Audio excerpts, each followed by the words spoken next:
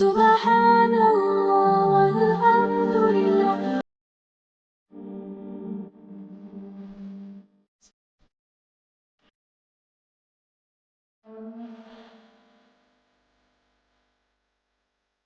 அல்ஹம்துலில்லாஹ். அல்லாஹ்வின் பேரருளால்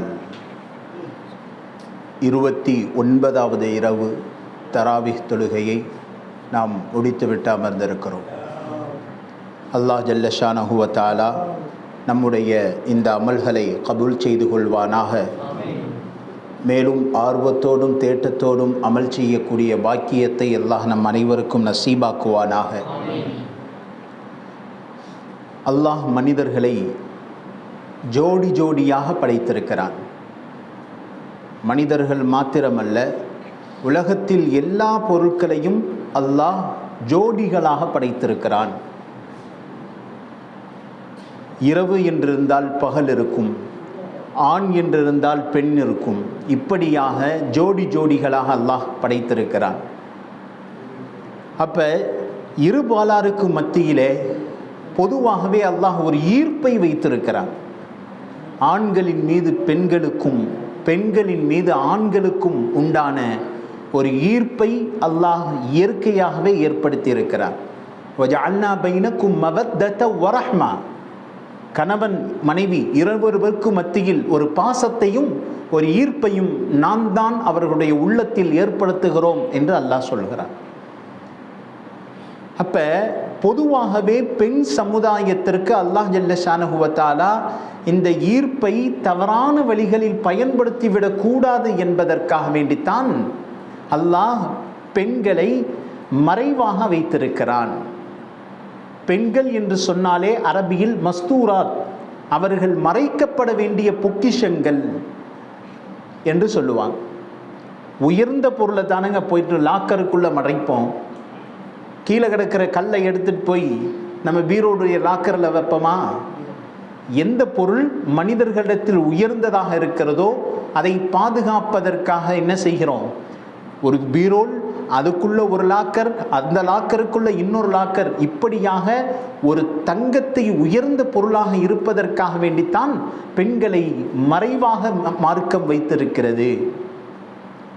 இதற்காக வேண்டிதான் ஒருத்தர் என்ன செஞ்சாரா, தன் வீட்டில் உயர்ந்த ரக நாயை வளர்த்து வந்தார். அந்த நாயை பற்றி அவர் சொல்கிறாரு, நான் வெளியே கூட என்னுடைய அல்சீசன் நாய் 1 லட்சம் ரூபாய் மதிப்புள்ள நாயை விடமாட்டேன். ஏன்னா அந்த நாய் தெரு நாய்க்களோடு பார்த்து பழகிவிடும் என்பதற்காக வேண்டி நான் பொத்தி பொத்தி வளர்க்கிறேன்னு சொல்கிறார். எதற்காக வேண்டி சொல்கிறோம் என்றால், மார்க்கம், இஸ்லாமிய மார்க்கம் பெண்களுக்கு கொடுக்கப்படக்கூடிய கண்ணியத்தை போல உலகில் வேறு எந்த ஒன்றுக்கும் கொடுப்பதில்லை. அந்த அளவிற்கு உயர்வையும் கண்ணியத்தையும் இஸ்லாமிய மார்க்கம் தந்திருக்கிறது. அவர்கள் குறிப்பாக அவர்களுக்குரிய பார்வையை பேணுதல், தன்னுடைய உடைகளை, புர்காவை சரியான முறையில் அணிந்து கொள்ளுதல், இவைகளை சரியாக முறையில் அவர்கள் நேமமாக பின்பற்றினால் பெண்களுக்குரிய பாதுகாப்பை மார்க்கம் உறுதியாக சொல்லுகிறது. வலா தபர்ரஜ்ன தபர்ருஜல் ஜாஹிலிய்யத்தில் ஊலா, நீங்கள் அறியாமை காலத்தில் சுற்றித் திரிந்ததை போல சுற்றித் திரிய வேண்டாம் என்பதாக மார்க்கம் சொல்லுகிறது. இன்னொரு இடத்துல பெண்களை பொறுத்த மட்டிலும் வெட்க குணம் அவர்களிடத்தில் இயல்பாக இருக்க வேண்டும் என்று மார்க்கம் சொல்லுகிறது. அல் ஹயாஉ வல் ஈமானு கர்னான், வெட்கமும் ஈமானும் 2 கொம்புகளை போல, இரண்டும் ஒன்றோடொன்று இணைந்திருக்கிறது. இதா ரஃபஅல் ஆகர் அஹதுஹுமா ரஃபஅல் ஆகர், ஒன்று இல்லாவிட்டாலும் இன்னொன்று போய்விடுகிறது. எந்த பெண்களிடத்தில் வெட்கம் இல்லாமல் போகிறதோ அந்த பெண்ணிடத்தில் ஈமானும் இல்லாமல் போய்விடுகிறது என ஸல்லல்லாஹு அலைஹி வஸல்லம் அவர்கள் சொல்றாங்க. அதனால தான் நிறைய சஹாபாக்களுடைய பெண் மக்களை பார்க்கிறோம்.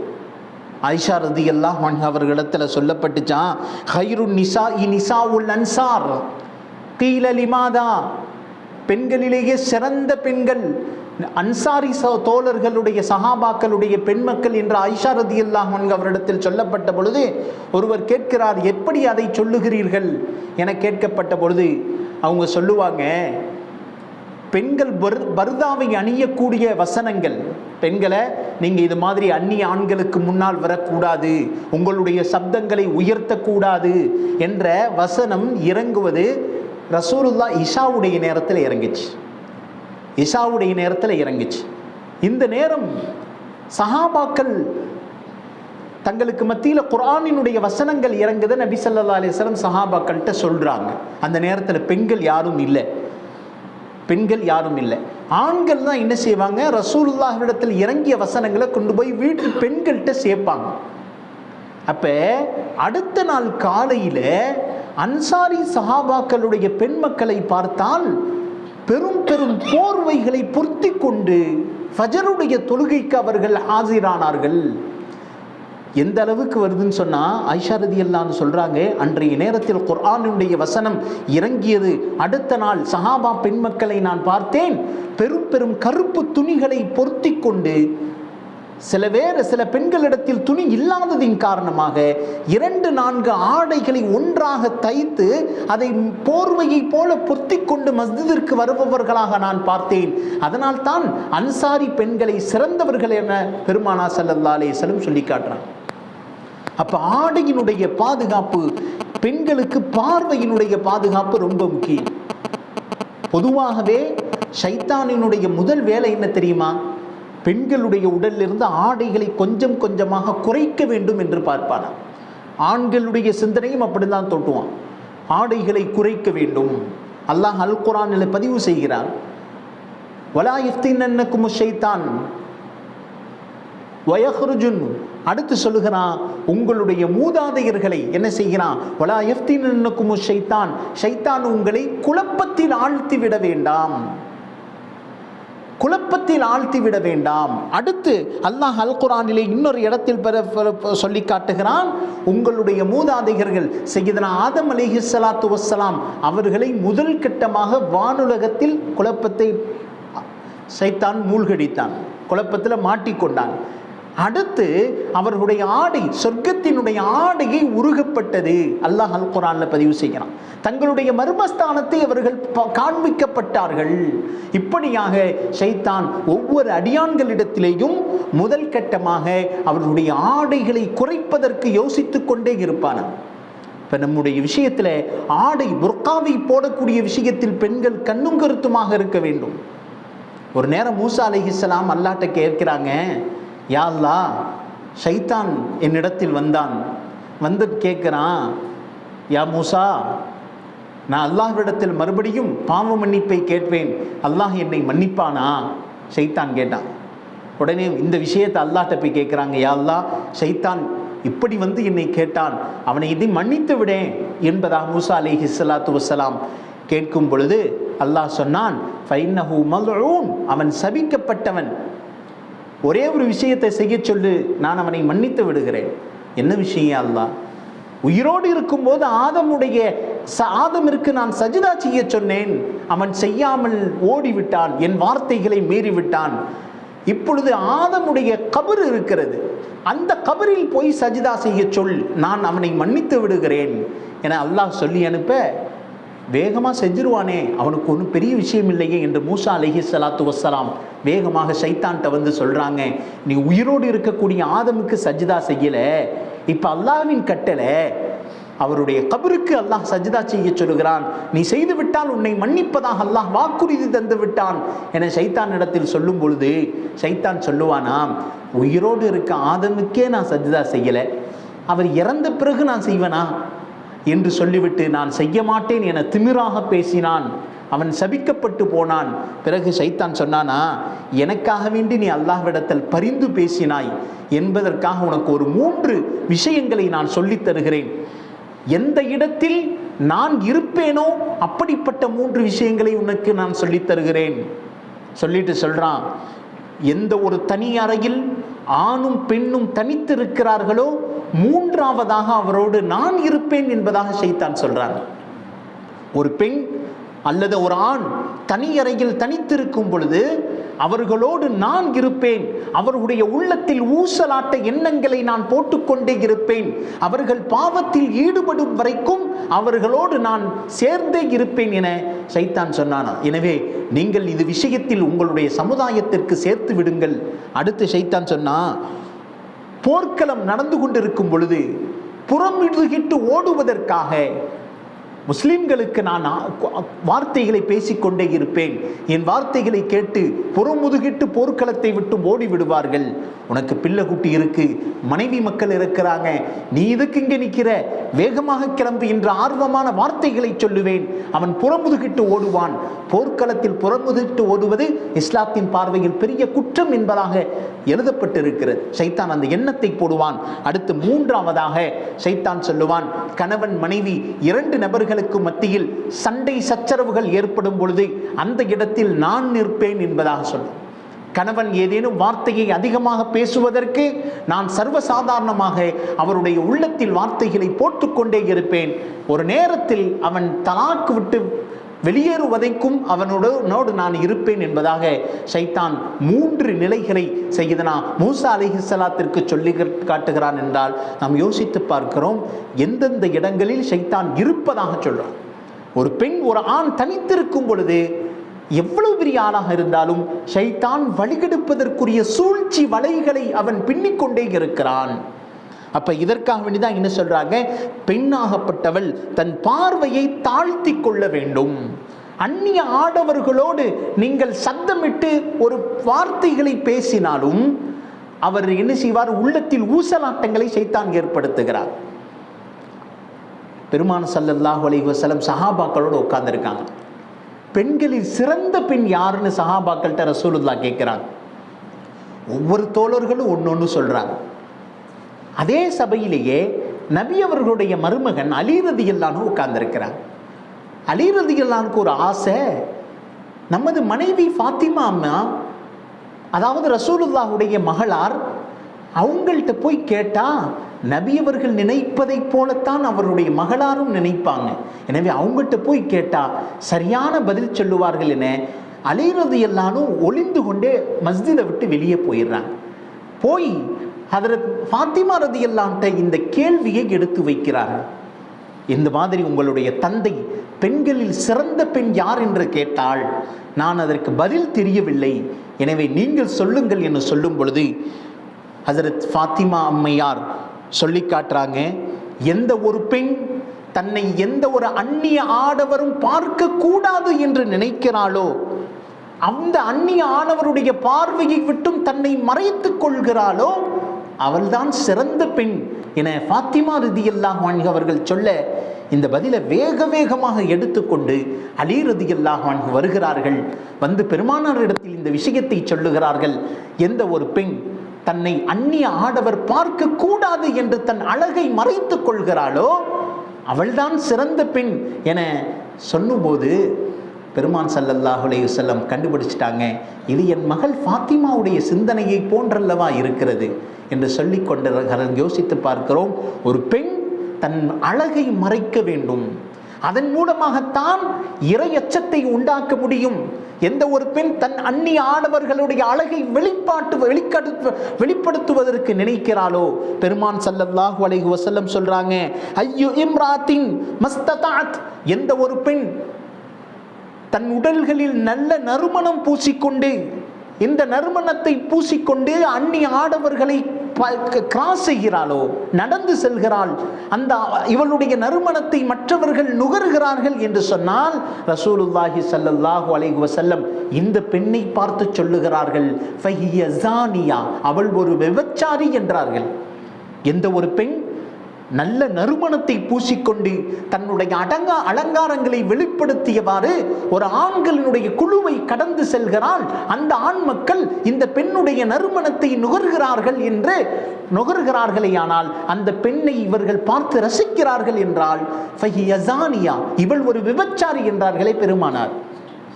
அப்ப நம்முடைய ஒவ்வொரு நிலைகளையும் பார்த்து நிற்க வேண்டும். ஏனென்றால் ஒரு பெண் சரியாகிவிட்டால் எல்லாம் சரியாகும். அது நல்ல இபாதத்துடைய சிந்தனையில் இருந்தாலும் சரி, நல்ல வணக்கத்துடைய சிந்தனை தான், அதிலேயும் மார்க்கம் பெண்களுக்கு தனி வழியை ஏற்படுத்தி காட்டுகிறது. ஆயிஷா ரலியல்லாஹு அன்ஹா ஒரு பெண் வந்து சொல்றாங்களாம், யா உம்முல் முஃமினீன், அல்லாஹ் உங்களுக்கு நல்ல நற்கூலியை தரட்டும், இறைவன் எனக்கு கிருபை செஞ்சான், நான் 7 ஹஜ் செஞ்சேன், 2 உம்ராக்கள் செய்து முடித்தேன் என்று சொல்லும் பொழுது ஆயிஷா ரலியல்லாஹு அன்ஹா இன்னும் அடுத்து கேட்கிறாங்க, வேற என்ன அமல் செய்தீர்கள் என்று கேட்கும் பொழுது 3 முறை ஹஜ்ருல் அஸ்வத் என்னும் கருப்பு கல்லிற்கு நான் முத்தமிட்டேன் என்று சொல்றாங்க. இந்த பெண்மணி ஹஜ்ருல் அஸ்வத் கல் எப்பவும் கருநிறக்கல், மக்காவினுடைய காபாவினுடைய ஒரு ஓரப்பகுதியில் இருக்கும், எப்பொழுதுமே அங்கே கடுமையான கூட்டம் இருந்து கொண்டே இருக்கும். அந்த பெண்மணி சொல்றாங்க, ஹஜ்ருல் அஸ்வத் கல்லிற்கு நான் நேரடியாக சென்று 3 தடவை முத்தமிட்டேன் என்று சொல்லும் பொழுது இதை கேட்ட ஆயிஷா ரலியல்லாஹு அன்ஹா சொல்றாங்க, லா அஜரக்கல்லாஹு, அல்லாஹ் உனக்கு இதற்கு கூலி தராமல் இருக்கட்டுமாக, அல்லாஹ் துதாஃபினி, நீ ஆண்களை முட்டிக்கொண்டு போய் அந்த ஹஜ்ருல் அஸ்வத் கல்லிற்கு முத்தமிட்டாயா? அடுத்து சொல்றாங்க, மினர் ரிஜால், ஆண்களுடைய கூட்டத்தை எல்லாம் முட்டிக்கொண்டு நீ போய் அந்த ஹஜ்ருல் அஸ்வத் கல்லிற்கு முத்தமிட்டாயா? அல்லாஹ் தகத்தம்த வஆசர், நீ தூரமாக இருந்து சைக்கினையின் மூலமாக ஹஜ்ருல் அஸ்வத் கல்லிற்கு முத்தமிட்டு இருக்கலாமே, சைக்கினை காட்டி இருக்கலாமே என ஆயிஷா ரலியல்லாஹு அன்ஹா சொல்லி காட்டுகிறார்களே. எவ்வளவு பெரிய அமல் ஹஜ்ருல் அஸ்வத் கல்லுக்கு முத்தமிடுவது. ஆனால் ஒரு பெண்மணியை கவனித்து அமலினுடைய உருவம் மாறுபடும். நல்ல தோற்றத்தில் தான் சைத்தான் வழிகெடுப்பான். நீ இபாதத் செய்கிறாய், குர்ஆன் ஓதுகிறாய், ஆனா பக்கத்தில் ஆண்கள் இருக்கிறார்கள் என்று இருக்கும்போது அதை தவிர்த்து கொள்ளுவது, தன்னுடைய சப்தத்தை முடக்கி சுருக்கி கொள்ளுவது தான் ஒரு பெண்ணிற்கு அழகு என்பதாக ஹஸரத் ஆயிஷா சித்திகா ரலியல்லாஹு அன்ஹா அவர்கள் சொல்லி காட்டுறாங்க. ஆயிஷா சித்திகா ரலியல்லாஹு அன்ஹா வாழ்க்கையில் நிறைய விஷயங்களை பார்க்கும். ஆனால் தான் எந்த அளவுக்கு சஹாபா பெண்மக்கள் பேணுதலாக இருப்பாங்கன்னா, மௌத்து இருக்கு பார்த்தீங்களா, கபர், அடக்கப்பட்ட கபர், அந்த கபர்ஸ்தானிலும் கூட அந்நிய ஆடவர்கள் இருப்பார்கள் என்பதற்காக தன்னுடைய புர்காக்களை அணிந்து கொண்டு செல்லக்கூடிய சஹாபா பெண்மக்களும் இருந்திருக்கிறார். ஆயிஷா சித்திகா ரலியல்லாஹு அன்ஹா சொல்றாங்க, பெருமான் ஸல்லல்லாஹு அலைஹி வஸல்லம் அவர்கள் இருந்த இடத்தில் என்னையும் அடக்கம் செய்ய வேண்டும் என்று நான் வசியத்து செய்திருந்தேன். நபி கிட்ட தான் என்னுடைய கபர் அடக்கப்பட வேண்டும், இதைத்தான் நான் எண்ணிக்கொண்டிருந்தேன். அதுபோல நான் ஆசைப்பட்டேன். எப்பொழுது பெருமான் ஸல்லல்லாஹு அலைஹி வஸல்லம் மௌத்தாகி விட்டார்களோ அதுவரைக்கும் நான் ஒவ்வொரு தடவையும் அதிகமாக எனது கணவருடைய கபரை நான் போய் உட்கார்ந்து அமைதியாக ஜியாரத் செய்துவிட்டு வருவேன். அதற்கு பிறகு எனது தந்தை அபூபக்கரினுடைய மரணம் ஏற்பட்டது. அவர்களுக்கு பக்கத்திலுடைய கபரை அமைக்கப்பட்டது. அதற்கு நானும் போய் எனது கணவர், அடுத்து தந்தை, 2 கபரையும் ஜியாரத் செய்துவிட்டு வந்தேன். அதற்கு பிறகு சய்யிதுனா அமீருல் முஃமினீன் உமர் பின் ஹத்தாபுடைய மரணம் ஏற்பட்டது. அந்த கபருக்கு நான் அதே கபரு 3ஆவதாக, நபி அவர்களுடைய வலது பக்கம் ஹஸரத் அபூபக்கர், நபி அவருடைய இடது பக்கம் ஹஸரத் உமர் பின் ஹத்தாப். இதுவரைக்கும் கபர் அப்படித்தான் அமையப்பட்டிருக்கு. அதே நிலையிலேயே கபர் இருக்கு. எப்பொழுது உமர் பின் ஹத்தாபினுடைய கபர் வந்து விட்டதோ இவர் எனக்கு அந்நிய ஆடவர். எனவே இப்பொழுது நான் கபரை ஜியாரத் செய்ய போகும் பொழுது நான் புர்கா இல்லாமல் போக மாட்டேன் என ஆயிஷா சித்திகா ரலியல்லாஹு அன்ஹா அவர்கள் சொல்லிட்டார். புர்கா அணிந்து கொண்டு தன்னை மறைத்து கொண்டு உமர் ரலியல்லாஹு அன்ஹுடைய கபர் பக்கத்தில் இருக்கிறது என்பதற்காக அவர்கள் மறைத்து கொண்டு சென்றார்கள். வரலாறு பேசுகிறது. மௌத்தாகப்பட்டு மண்ணில் புதைக்கப்பட்ட பொழுதும் கூட அந்நிய ஆடவர்கள் தன்னை பார்த்துவிடக் கூடாது என்பதை இன்றைக்கு மார்க்கம் சொல்லி காட்டுகிறதே. அதற்காக வேண்டித்தான் இந்த புர்கா என்பதை எதற்காக வேண்டி சொல்றோம்னா, இன்னைக்கு மாற்று மதத்தினர் இதை சொல்லித்தான் என்ன செய்யறாங்க, மாற்றிக்கொண்டே இருக்கான். புர்கா என்பது பெண்ணுடைய அடிமைத்தனம், புர்கா என்பது பெண்களுக்கு வேகுது, அது இது செய்து. புர்கா என்பது எதற்காக வேண்டியதை முதல் கட்டமாக நம்ம விளங்கணும். புர்கா என்பது அந்த பெண்ணுக்காக வேண்டி அல்ல, எதிர்த்தாப்பில் இருக்கக்கூடிய பார்க்கக்கூடிய ஆண்களுக்காக வேண்டித்தான் என்பதை நாம் விளங்கணும். உங்களை மார்க்கம் பாதுகாக்கிறது, பெண்கள் பாதுகாக்கப்பட வேண்டியவர்கள். ஒரு வரலாற்று ஆசிரியர் ஒருத்தர் எழுதுறாரு, ஒரு கண் தெரியாத ஒருத்தர் இரவு நேரத்தில் நைட்டு தன் முகத்திற்கு நேராக மெழுகுத்திரியை வைத்து கொண்டே நேராக நடந்து போனானா. பார்ப்பவர் ஒருத்தவர் வந்து கேட்கிறாரு, உனக்கு தான் கண்ணு தெரியாதே, நீ எதுக்கு மெழுகுத்திரிய முகத்துக்கு நேராக வைத்து கொண்டு முன்னாடி ரோட்டில் நடந்து போற? அந்த கண் தெரியாதவர் சொன்னாராம், இந்த மெழுகுத்திரி எனக்காக வேண்டி இல்லை, என்னை வந்து யாரும் முட்டிவிடக் கூடாது என்பதற்காக வேண்டி தான் நான் மெழுகுத்திரியை வைத்து கொண்டு நடந்து போறேன். அது போன்றுதான் இந்த புர்காவை பெண்களுக்கு மார்க்கம் கடமையாக்கி இருக்கிறது. பெண்களுக்குரியதல்ல. அந்த பெண்ணின் மூலமாக மற்றவர்கள் யாரும் வழிகட்டு விடக்கூடாது. ஷைத்தான் அவர்களுக்கு மற்ற சிந்தனையை தூண்டிவிடக் கூடாது என்பதற்காக வேண்டித்தான் இந்த மார்க்கம் இந்த பெண்களுக்கு புர்காவை கடமையாக்கி இருக்கிறது. இன்னைக்கு மேற்கத்திய நாடுகளில் பல பெண்கள் இந்த புர்காவை முன்னிட்டே இஸ்லாத்தை ஏற்றுக்கொண்டிருக்கிறார். சாறை சாறையாக நியூசிலாந்து, சுவிட்சர்லாந்து போன்ற நாடுகளில் புர்கா அணிவதற்கு தடை, ஃபைன் போடுறான். இருந்தாலும் சில பெண்கள் ஃபைன் போட்டாலும் போட்டுக்க என்பதாக புர்காவை அணிந்து கொள்கிறார்கள், இஸ்லாத்திற்குள்ளே வருகிறார்கள். அவர்கள் விளங்கிக் கொண்டார்கள், இதுதான் புர்கா இஸ்லாத்திற்கும் என்னுடைய கற்புக்கும் பாதுகாப்பு என்பதை விளங்கி கொண்டிருக்கிறார். அந்த நியூசிலாந்தில் இருக்கக்கூடிய ஒரு பெரிய பணக்காரர் சொல்றாராம், என்னுடைய நாட்டில் எந்த பெண்கள் புர்கா அணிய வேண்டுமானாலும் அணிந்து கொள்ளுங்கள், நான் என்னுடைய பொருளாதாரத்திலிருந்து ஃபைனை நான் கட்டிக்கிறேன், நீங்க எவ்வளவு வேண்டுமானாலும் அணிந்து கொள்ளுங்கள் என அவர் அறிவிப்பு செய்கிறாரே. ஆனால் புர்கா எவ்வளவு பாதுகாப்பு என்பதை இன்னைக்கு மேற்கத்திய கலாச்சாரங்கள் விளங்கி கொண்டே வருது. சன்னம் ஜன்னமாக இஸ்லாத்திற்குள் நுழைந்து கொண்டே வர்றார்.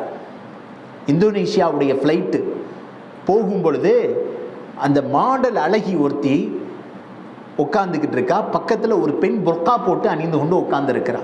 அந்த மாடல் அழகி கேட்குறா, எப்படி இந்த புர்காவை அணிந்துக்கிட்டு இருக்கிறீங்க, உங்களுக்கு கஷ்டமா இல்லையா, உங்களை அடைத்ததை போல தெரியவில்லையா, எப்படி இதை போடுறீங்க அப்படின்ட்டு அவள் ஸ்டைலாக தன்னுடைய ஆங்கில வார்த்தைகளை கேட்குறா.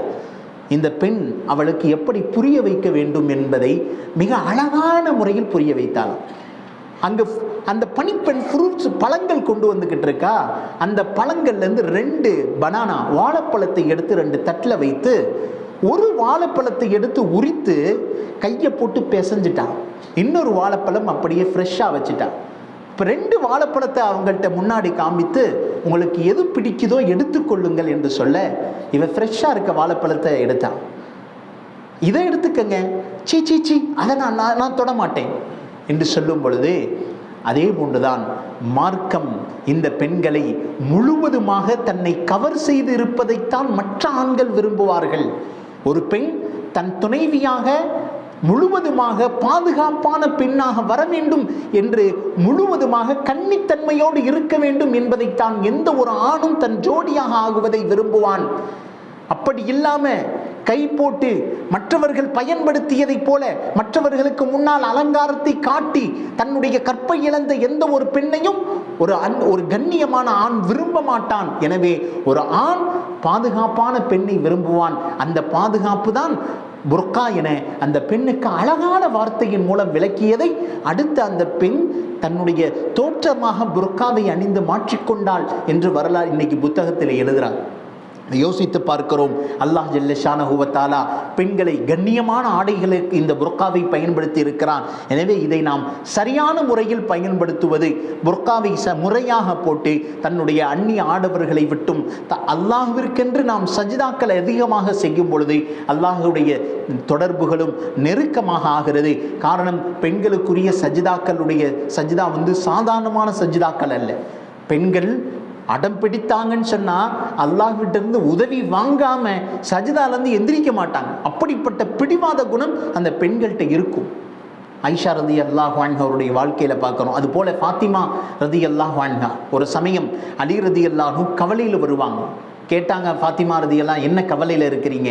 இல்லை, உஸ்மான் பெரிய பணக்காரர், அவர் நிறைய அடிமைகளை உரிமை விடுகிறார், நிறைய நபர்களுக்கு உணவளிக்கிறார், நம்மகிட்ட காசு இல்லையே, உணவளிப்பதற்கு கூட காசு இல்லையே என்று கவலைப்பட்டு கொண்டிருக்கும் பொழுது ஃபாத்திமா ரலியல்லாஹு சொல்லுவாங்க, நீங்கள் என்னுடைய தந்தைகிட்ட போங்க, அவங்களை சுற்றி இருக்கக்கூடிய அஸ்ஹாபு சுஃபா திண்ணை தோழ ஏழை தோழர்களை அழைத்து வாருங்கள் என்று அலி ரலியல்லாஹு அனுப்பிச்சிட்டாங்க. ஆனால் உண்மையிலே அவங்களுடைய வீட்டில் ஒரு நபர் சாப்பிடுவதற்கு கூட கோதுமையுடைய அளவுக்கு மாவு கிடையாது. இருந்தாலும் அனுப்பிவிட்டார்கள். எப்போ அலி ரலியல்லாஹு வீட்டை விட்டு கிளம்பிட்டார்களோ இவர்கள் முசல்லாவை விரிக்கிறார்கள், 2 ரக்காத்து தொழுகிறார்கள். தொழுது விட்டு அல்லாஹ்விடத்தில் கேட்கிறார்கள், யா அல்லாஹ், உனக்கு பிடித்தமான ஹபீப் உன்னுடைய தூதர் முஹம்மத் எங்களுடைய வீட்டிற்கு விருந்திற்காக வேண்டி வர இருக்கிறார், அவர் வந்து கொண்டிருக்கிறார். யா அல்லாஹ், எங்களுடைய வீட்டில் ஒன்றும் இல்லை, எங்களை நீ கேவலப்படுத்தி விடாதே, அவர்கள் வந்து உணவு சாப்பிட வேண்டும் யா அல்லாஹ் என்று உணவை சிறிது சமைத்தார்கள். அதில் அல்லாஹ் பெரும் பரக்கத்தை ஏற்படுத்தினான். சாப்பிடுகிறார்கள், உணவு வந்து கொண்டே இருக்கிறது. மீண்டும் சாப்பிடுகிறார்கள், உணவு வந்து கொண்டே இருக்கிறது. வந்த நபர்கள் அத்துணை நபர்களும் வயிறு முடைக்க சாப்பிட்டார்கள். பிறகும் உணவு மீதம் இருக்கிறது.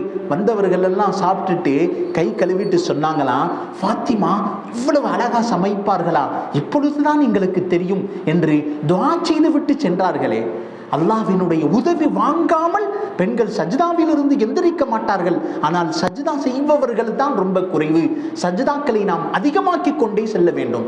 இயற்கையாகவே அடிபணியக்கூடிய தன்மையை நம்மிடத்தில் உருவாக்கி கொள்ள வேண்டும். ஃபாத்திமா ரலியல்லாஹு அன்ஹா அடிக்கடி துஆ செய்வாங்களாம், அல்லாஹும்ம ஜஅல்னி ஜமீலத்தன் ஃபீ அயுனி ஸௌஜதி, எனது கணவருடைய கண்ணுக்கு என்னை அழகாக்கு என்று துஆ செய்வார்களாம். துஆ செய்து முடித்த உடனே அலி ரலியல்லாஹு அன்ஹு, அபூபக்கர் சித்திக் ரலியல்லாஹு அன்ஹு, உமர் ரலியல்லாஹு அன்ஹு வீட்டு வாசல்ல உட்கார்ந்து இருக்கிறாங்க. அபூபக்கர் சித்திக் சொல்றாங்க, உங்க வீட்டுக்குள்ளேயாவது ஒரு வயசான பெண்மணி போன மாதிரி இருக்கு. அலி ரலியல்லாஹு அன்ஹு சொல்றாங்க, இல்ல இல்ல அது இளவட்ட மாதிரி ஒரு குமரி பெண் மாதிரி இருக்கு. உமர் பின் கத்தாப் சொல்றாங்க, இல்ல இல்ல அது ஒரு 40 வயசு உள்ள பாட்டி மாதிரி இருக்குன்னு சொல்றாங்க. இப்படியாக 3 பேர் பேசிக் கொண்டிருக்கிறாங்க. அலி ரலியல்லாஹு அன்ஹு வேகமாக வீட்டிற்குள் செல்கிறார்கள், தேடுகிறார்கள். வீட்டிற்குள் வந்தது யார் என்று கேட்கப்படுகிறது. ஃபாத்திமா ரலியல்லாஹு அன்ஹா சொல்றாங்க, நான் தான் வந்தேன் என்று சொல்ல, அலி ரலியல்லாஹு அன்ஹு சொன்னாங்க, பார்த்தீங்களா ஒரு குமரி பெண்.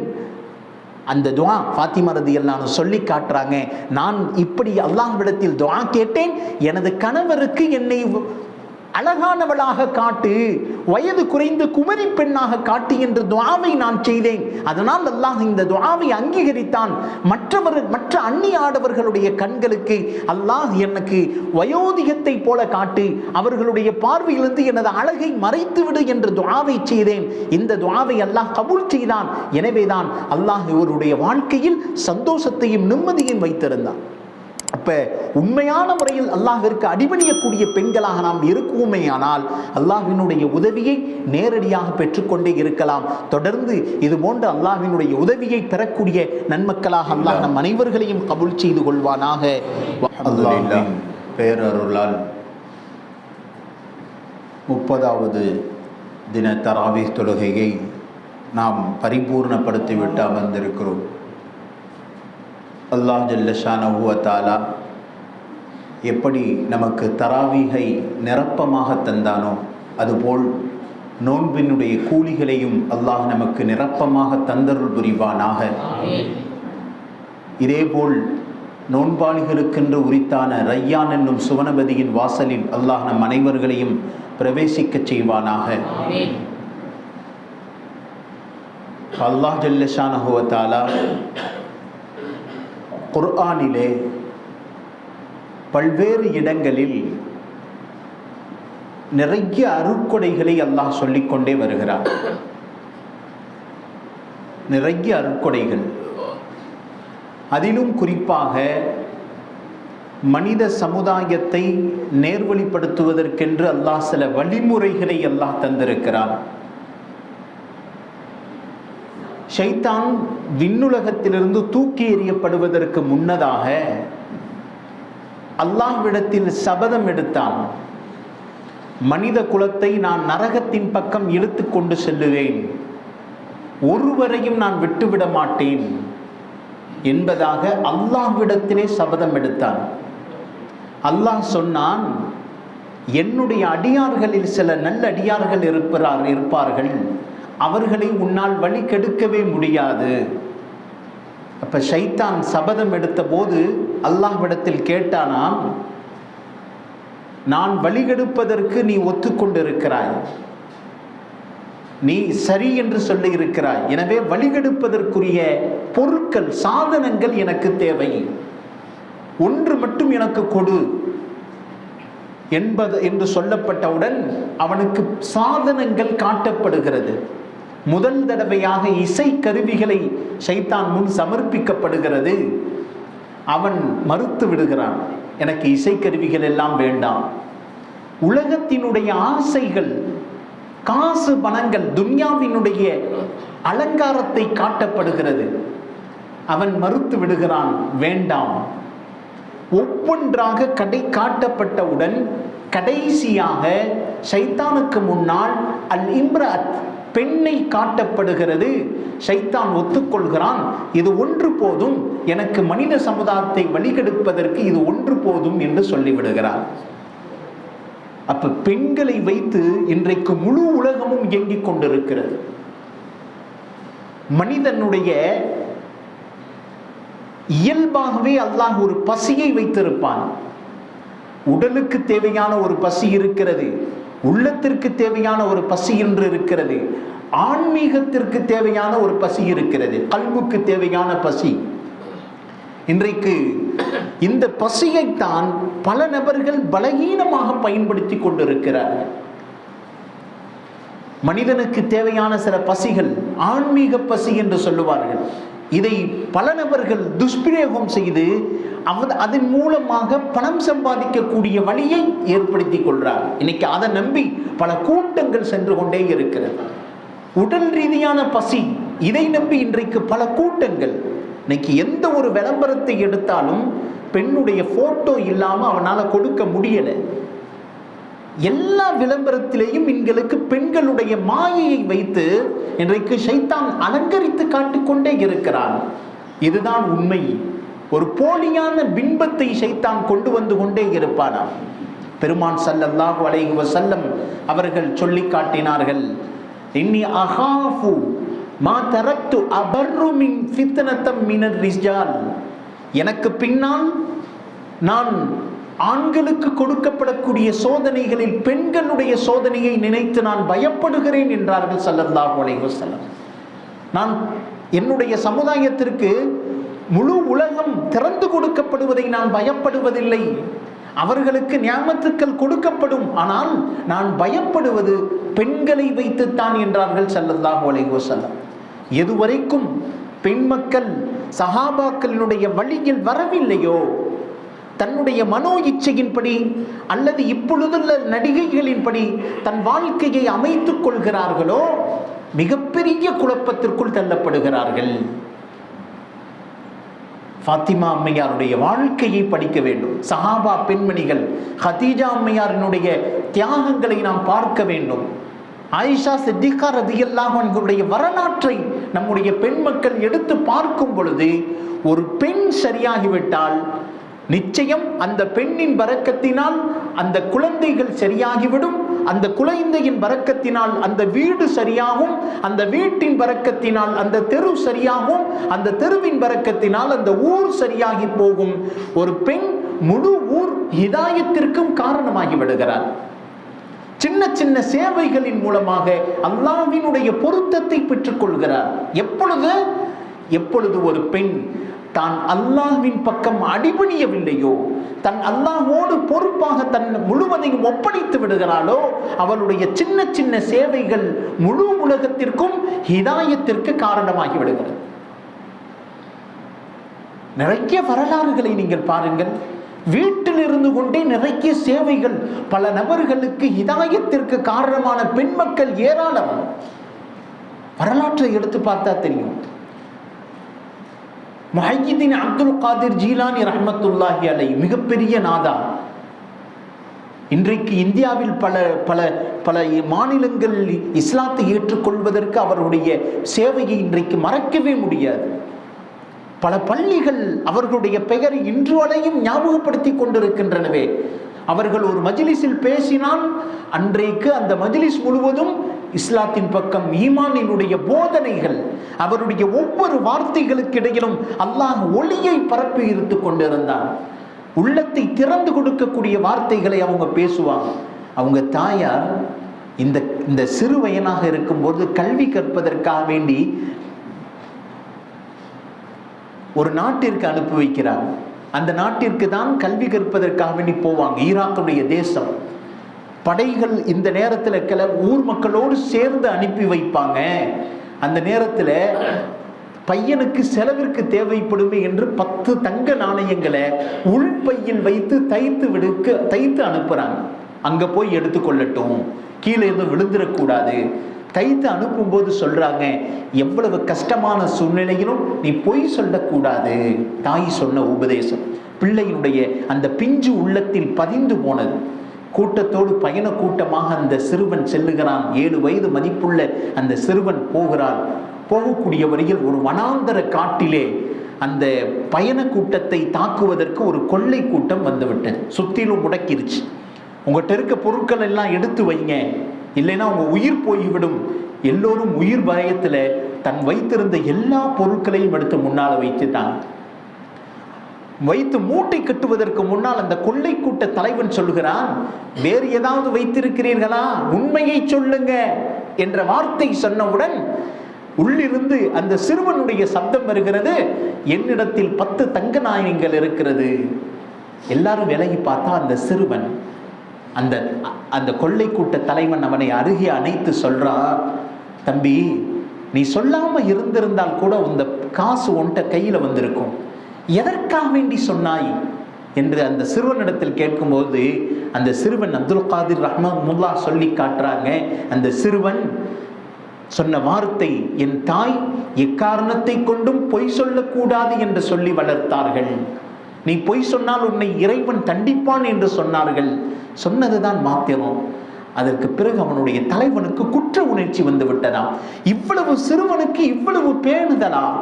நாம் இவ்வளவு பாவத்தோடு இருக்கிறோமே, பிறருடைய பொருளை கொள்ளையடித்து சாப்பிடுகிறோமே, நாளை மறுமையில் எந்த முகத்தில் நான் அல்லாஹ்வை பார்ப்பேன் என்று அந்த தலைவன் எல்லா பொருட்களையும் அவர்களுடைய ஒப்படைத்து விட்டு வேகமாக திருந்தி தௌபா செய்து அந்த கூட்டத்திலிருந்து வெளிக்கிளம்பி சென்றான். அந்த கூட்டமே தௌபா செய்தது. முழுவதுமாக அல்லாஹ்வின் பக்கம் நெருங்குபவர்களாக மாறிவிட்டார்கள். வீட்டிலிருந்து அந்த தாய் செய்த போதனை, ஒரு பெண் சரியாகிவிட்டால் தன்னை முழுவதுமாக மார்க்கத்திற்குள் நுழைக்க வேண்டும் என்று சொல்லப்பட்டதை போல பெருமான் ஸல்லல்லாஹு அலைஹி வஸல்லத்துடைய மஜ்லிஸில் கேட்கிறார்கள். பெருமான் ஸல்லல்லாஹு அலைஹி வஸல்லம், பெண்களில் சிறந்த பெண்மணி யார்? ஃபாத்திமா ரலியல்லாஹு அன்ஹு, அலி ரலியல்லாஹு அன்ஹு சொல்லி அனுப்புறாங்க. எந்த ஒரு பெண் தன்னை அந்நிய ஆடவர் பார்க்க கூடாது என்று உள்ளத்தால் நினைக்கிறாளோ அவள்தான் சிறந்த பெண்மணி. இன்றைக்கு பெண்கள் அந்நிய ஆடவர்களுக்கு முன்னால் நாம் திரிவதை ஃபேஷனாக நினைத்துக் கொண்டிருக்கிறோம். தன்னுடைய அலங்காரங்களை வெளிக்காட்டுவதை நாம் சந்தோஷப்பட்டு கொண்டிருக்கிறோமே. இது சஹாபா பெண்மக்களுடைய வாழ்க்கையா? சஹாபி பெண்மக்கள் முழுவதுமாக தன்னை மறைத்துக் கொள்ள வேண்டும் என்று ஆசை கொள்ளுவார்களாம். ஃபாத்திமா ரலியல்லாஹு அன்ஹா பெருமானாருடைய வஃபாத்திற்கு பிறகு 6 மாதங்கள் கழித்து அல்லாஹ் இவர்களுடைய வாழ்க்கையும் முடித்து வைத்தார். அவங்களுக்கு கொஞ்ச நேரத்துக்கு முன்னாடி தெரியுது, நாளைக்கு மௌத்தாகக்கூடிய நேரம் நெருங்கி விட்டது. கடுமையான ஜுரத்தில் இருக்கிறார்கள். அன்னை ஃபாத்திமா ரலியல்லாஹு அன்ஹா யாரது? பெருமானாருடைய ஈருக்குலை துண்டு அன்னை ஃபாத்திமா, சொர்க்கத்தினுடைய மாதரசிகளின் தலைவி அன்னை ஃபாத்திமா, நாளை மறுமையில் சொர்க்கத்திற்கு முதல் நபராக பெண்களில் செல்லக்கூடிய தலைவி அன்னை ஃபாத்திமா. பெருமான் ஸல்லல்லாஹு அலைஹி வஸல்லம் அவர்கள் சொல்லி தந்ததை போல அவர்களுடைய உயிர் நாளைய தினம் பிரியவிருக்கிறது. இன்றைக்கு கடுமையான காய்ச்சலில் அவர்கள் இருக்கிறார்கள். கணவன் அலி ரலியல்லாஹு அன்ஹு கேட்கிறாங்க, எதற்காக வேண்டி இவ்வளவு கஷ்டப்பட்டு கொண்டிருக்கிறீர் என்று சொல்ல அன்னை ஃபாத்திமா தன்னுடைய எல்லா வீட்டு பாத்திரங்களையும் கழுவி கொண்டிருக்கிறார்கள், ஆடைகளை சரி செய்து கொண்டிருக்கிறார்கள். சொல்கிறார்கள், யா அலி, என்னுடைய கணவரே, நான் இதே நிலையிலேயே வீட்டினுடைய தேவையை முடிக்காமல் இன்றைய தினம் நான் மௌத்தாகிவிட்டால் நாளைய தினம் அல்லாஹ் ஏன் வீட்டின் தேவையை முடிக்கவில்லை என்று கேள்வி கேட்டு விடுவானோ என நான் பயப்படுகிறேன் என்று சொல்லிவிட்டு தனது தோழி அஸ்மா பின்த் ஆமிர் என்ற பெண்மணியை அழைக்கிறார். அழைத்து கணவரிடத்திலையும் பக்கத்தில் நிப்பாட்டி உபதேசத்தை செய்கிறாங்க. அமீருல் முஃமினீன், நாளைய தினம் என்னுடைய உயிர் பிரியவிருக்கிறது, என்னுடைய உயிர் பிரியவிருக்கிறது. எனவே என்னை யாரும் பார்க்காத நிலையில் அடக்கிவிடுங்கள். இரவு நேரத்தில் தான் பிரியும் என பெருமானார் எனக்கு சொல்லி இருக்கிறார்கள். இஷாவிற்கு பிறகு ஒரு கால் என்னுடைய உயிர் பிரிந்து விட்டால் என்னுடைய ஜனாதா உடலினுடைய அங்க அவயத்தை அச்சை யாரும் பார்த்து விடக்கூடாது. அந்நிய ஆண்களினுடைய கண்களில் என்னுடைய உடல் பட்டுவிடக்கூடாது. மறைத்த நிலையிலேயே என்னுடைய ஜனாதாவை நீங்கள் நல்லடக்கம் செய்து விடுங்கள் என ஹஸரத் ஃபாத்திமா ரலியல்லாஹு அன்ஹா அவர்கள் உபதேசம் செய்ததை அலி ரலியல்லாஹு அன்ஹு ஒத்துக்கொண்டு அஸ்மா பின்த் ஆமிர் ரலியல்லாஹு அன்ஹா சொல்றாங்க, ரோம் தேசத்துல இது போன்று ஒரு ஜனாசா பெட்டி தயாரிப்பு செய்ய வைக்கப்பட்டிருக்கிறது. அதனுடைய கஃன் துணிகள் வாங்கப்படுகிறது. கட்டளையின்படி முன்னதாகவே ஹஜ்ரத் ஃபாத்திமா அந்த துணியை வாங்கி வைத்துக் கொண்டார்கள் என்று வரலாறுகளில் பதிவு செய்கிறார். காரணம் என்ன தெரியுமா? இன்றைக்கு எத்தனை வீட்டில் பெண்கள் கஃன் துணியை வைத்திருக்கிறோம்? பார்ப்பதற்கு எத்தனை நபர்கள் நமக்கு தெரிந்து தான் உம்ராவிற்கு சென்று விட்டு வந்த துணியை எனக்கு கஃனாக அணிவிக்க வேண்டும் என வசியச் செய்த இறைநேச செல்விகள் இன்றும் இருக்கிறார்கள். தான் ஹஜ்ஜுக்கு சென்ற ஆடையை எனக்கு கஃனாக அணிவிக்க வேண்டும் என்று இதுவரைக்கும் தன்னுடைய ஹஜ்ஜுடைய உடைமைகளை மறைத்து வைத்திருப்பவர்கள் இன்று வரைக்கும் இருக்கிறார்கள். நம்மில எத்தனை பெண்மக்கள் இன்றைக்கு ஆர்வத்தோடு இருக்கிறோம்? அமல்களுடைய தேட்டம் இருக்கிறதா? சொல்லப்பட்டதை போல அன்றைய இரவே ஃபாத்திமா ரலியல்லாஹு அன்ஹா அவர்கள் வஃபாத் ஆகி விடுகிறார்கள். மௌத்தாகக்கூடிய நேரம் 3 நபர்கள் தான் அன்னை ஃபாத்திமா ரலியல்லாஹு அன்ஹுடைய உடலை தூக்குவதற்கு இருக்கிறார். யாருங்க அது? உலகத்தினுடைய சொர்க்கத்தின் தலைவி, பெருமானாரினுடைய மகளார், ஈரக்கொலை துண்டு ஹஜரத் ஹதீஜா பின்த் ஹுவைல் அவர்களுடைய மகளார் ஃபாத்திமா ரலியல்லாஹு அன்ஹுடைய ஜனாசாவை தூக்குவதற்கு ஹஜரத் அலி ரலியல்லாஹு, ஹஜரத் ஹசன், ஹஜரத் ஹுசைன் 3 நபர்கள் இருக்கிறாங்க. ஒரு பக்கம் கட்டையை பிடிப்பதற்கு ஆளில்லாத நிலையிலேயே ஹஜரத் ஃபாத்திமாவுடைய ஜனாசா கபருக்கு சென்று கொண்டிருக்கிறது. இதை பார்த்த தூரத்திலிருந்து பார்த்த ஹஸரத் அபூ தர் கிஃபாரி ரலியல்லாஹு அன்ஹு பார்க்கிறார்கள். 3 நபர்கள், அலி, ஹசன், ஹுசைன் 3 நபர்கள் இருக்கிறார்களே, ஆனால் நிச்சயம் இது ரசூலுல்லாஹுடைய குடும்பத்துடைய ஜனாசாவாகத்தான் இருக்கும் என்று புரிந்து கொண்டு வேகமாக ஓடுகிறார்கள். யா அல்லாஹ், அவர்களுடைய குடும்பத்தில் ஒரு நபருடைய ஜனாசாவில் கூட்டாகுவதற்குரிய பாக்கியத்தை எனக்கு கொடு என்று துஆ செய்துவிட்டு நேராக ஓடி சென்று அலி ரலியல்லாஹு அன்ஹு இடத்தில் அனுமதி கேட்கிறார்கள். நானும் ஒரு சைடு பக்கம் கட்டையை பிடித்துக் கொள்ளலாமா? அனுமதி கொடுக்கப்பட்டவுடன் நேராக ஃபாத்திமா ரலியல்லாஹு அன்ஹுடைய ஜனாசா என்பதை புரிந்து கொண்ட அபூ தர் கிஃபாரி ரலியல்லாஹு அன்ஹு நேராக கபருக்கு சென்று இரவோடு இரவாக ஹஸரத் ஃபாத்திமாவுடைய மன்னர் கபரில் வைக்கப்படுகிறது. அதே நிலையிலேயே அடக்கப்படுகிறது. மண்ணை தூக்கி போடும் பொழுது அபூ தர் ரலியல்லாஹு அன்ஹு அவர்கள் சொல்லுகிறார்கள், யா அஹ்லல் குபூர், ஓ கபரே, உனக்கு தெரியுமா இந்த கபரில் யார் வந்திருக்கிறார்கள் என்று உனக்கு தெரியுமா? இந்த கபரில் முஹம்மது ரசூலுல்லாஹுடைய மகளார், ஈரக்குலை துண்டு, சொர்க்கத்தினுடைய தலைவி, உலகத்தினுடைய பெண் மக்களினுடைய தலைவி வந்திருக்கிறார்கள். எனவே இவர்களிடத்தில் நீங்கள் பாதுகாப்பாக நடந்து கொள்ள வேண்டும் என அபூ தர் கிஃபார் ரலியல்லாஹு அன்ஹு கபருக்கு பேசும் பொழுது கபூரில் இருந்து சப்தம் வந்ததாம், யா பாதர் ஹாத துராம் லா தர்ன் வலா நஸப். இந்த கபர் மண் இருக்கிறதே, கபருடைய வீடு, இது எந்த ஒரு வம்சவழிக்கும் எந்த ஒரு நபருக்கும் பாராபட்சம் காட்டாது, அவர்களுடைய அமலை தவிர வேறு எதுவும் இங்கு வெற்றி அளிக்காது என்று கபூரில் இருந்த அசர் வந்ததாக வரலாற்றில் பதிவு செய்கிறார்களே. நாம் செய்யக்கூடிய அமல் மாத்திரமே நம்முடைய கபரை ஒளிமயமாக்கும் என்பதை நாம் விளங்கிக் கொள்ள வேண்டும்.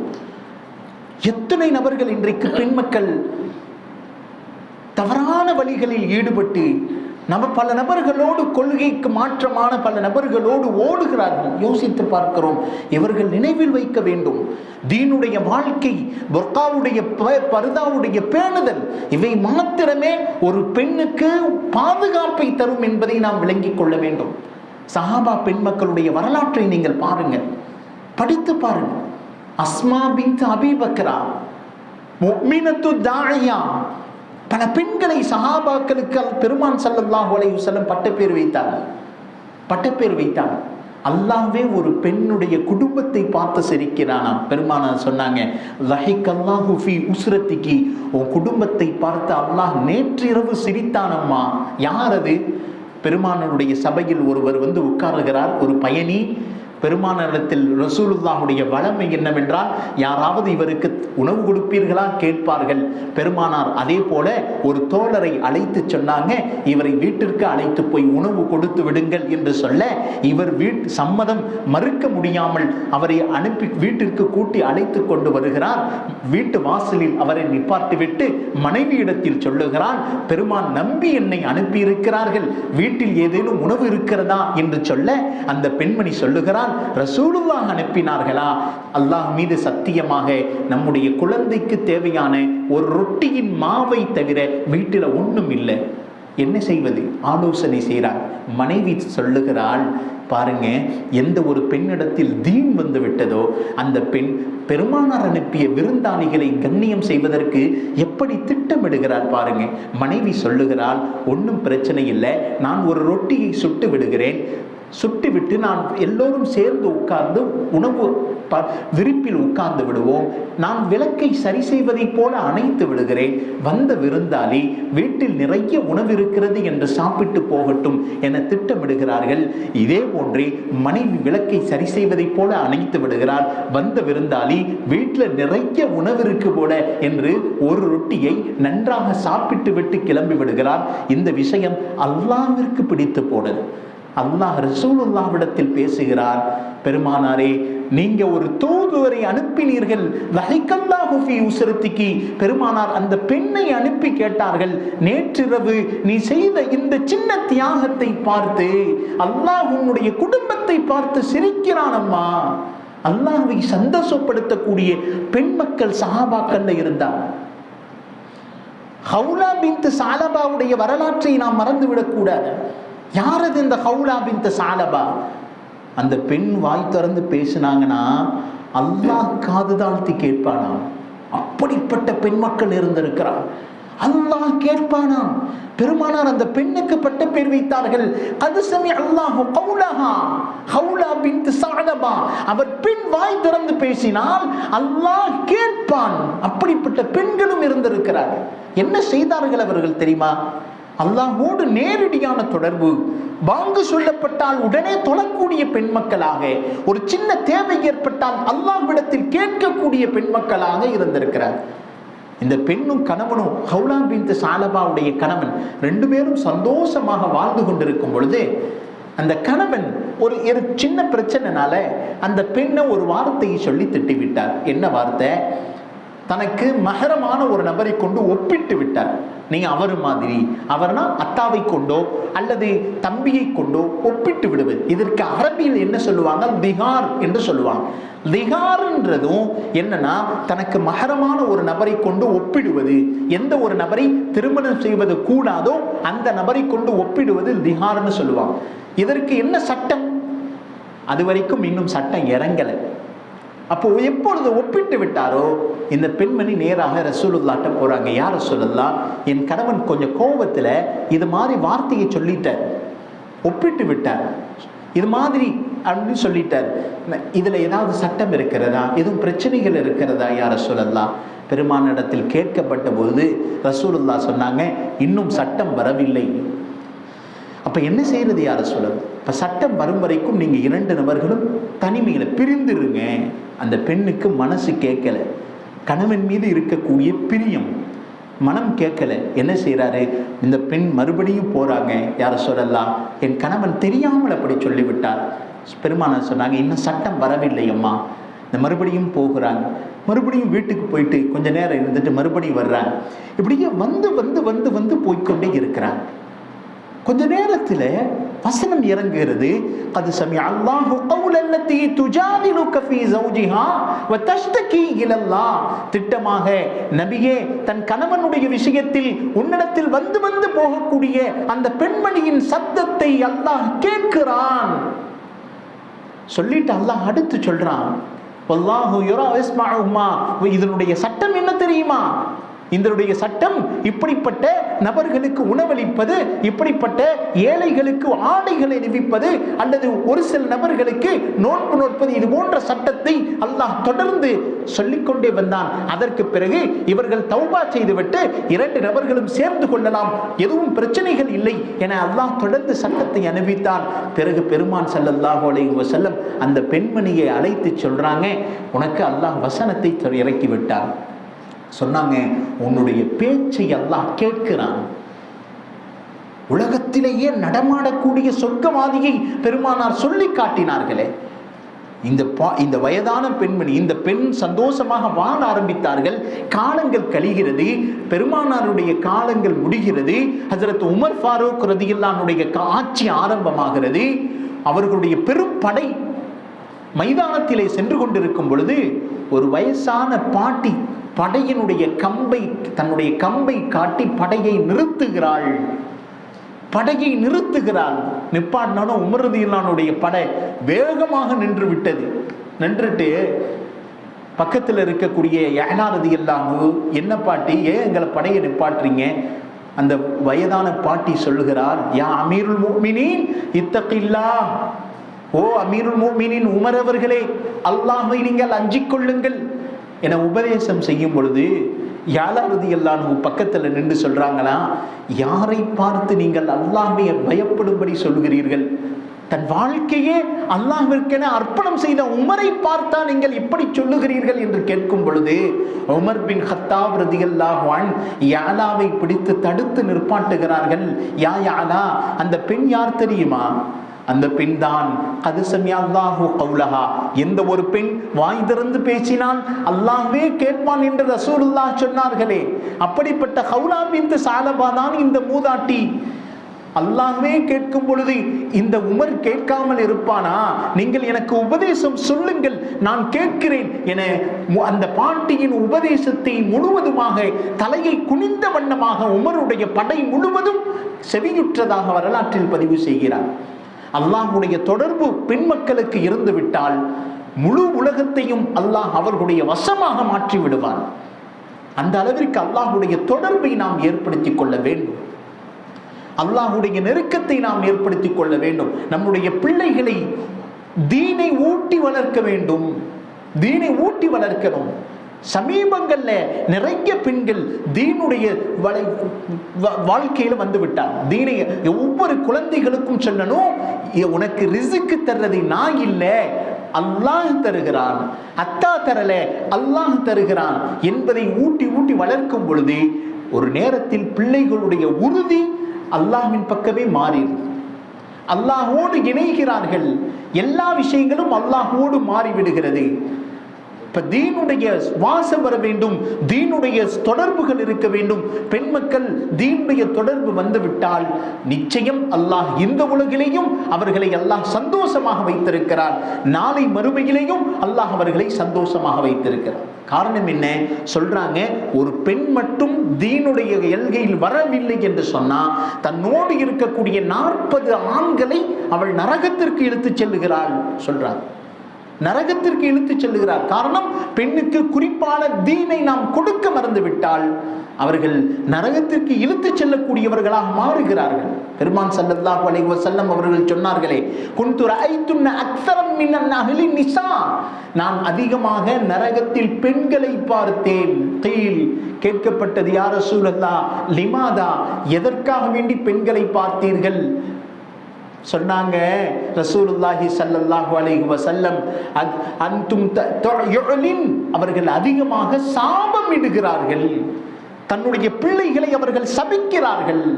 நீ அதுவா போகட்டும், நீ மண்ணில் விழுக, வாயில மண்ணு விழுக, நாசமா போக, இதுவாக சின்ன சின்ன காரணங்களுக்காக அதிகமாக சபிக்கக்கூடிய பழக்கம் பெண்களிடத்தில் இருக்கிறது.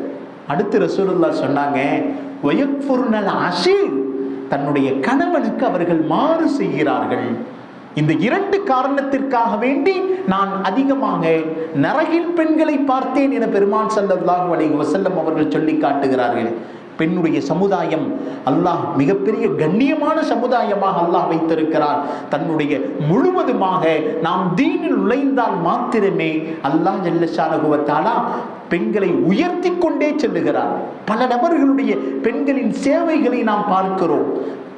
தீனுடைய நல்ல விசாலமான சேவை. காரணம், பெண் மக்களுடைய தீனுடைய பற்று வந்துவிட்டால், ஹதீஸ் குர்ஆன் ஹதீஸை தெரிந்து கொள்ள வேண்டும் என்ற ஆர்வம் வந்துவிட்டால் நிச்சயம் அல்லாஹ் பெண்களை கொண்டு பல தீனுடைய பல சகாப்தங்களை உருவாக்குகிறார். சின்ன சின்ன தியாகங்களின் மூலமாகத்தான் அல்லாஹ் பெண்களை உயர்த்துகிறார். கலிஃபா ஹாரூன் ரஷீதுடைய மனைவியுடைய வரலாற்றை நீங்கள் எடுத்து பாருங்க. இதுவரைக்கும் ஜுபைதா அம்மையாருடைய கால்வாய் இதுவரைக்கும் இருக்கிறது. ஈராக், ஆப்கானிஸ்தானுடைய தேசத்திலிருந்து மக்கா வரைக்கும் ஒரு கால்வாயை தன் சொந்த செலவினால் அவர்கள் கட்டி கொடுத்தார்களே, அந்த பாலைவன பகுதியில் ஹஜ்ஜுக்கு வரக்கூடிய ஹாஜிகள் தண்ணீர் பற்றாக்குறை ஏற்பட்டால் இந்த கால்வாயிலிருந்து எடுத்து குடித்துக் கொள்ளட்டும் என்று இதுவரைக்கும் அவர்களுடைய ஜுபைதா அம்மையாருடைய கால்வாய் அடையாளமாக இருக்கிறது. கியாமத் வரைக்கும் அதிலிருந்து தண்ணீர் குடிக்கக்கூடியவர்களுக்கு அல்லாஹ் இந்த நன்மையை அவர்களுக்கு சேர்த்து கொண்டே இருப்பான். எப்படிப்பட்ட சேவை!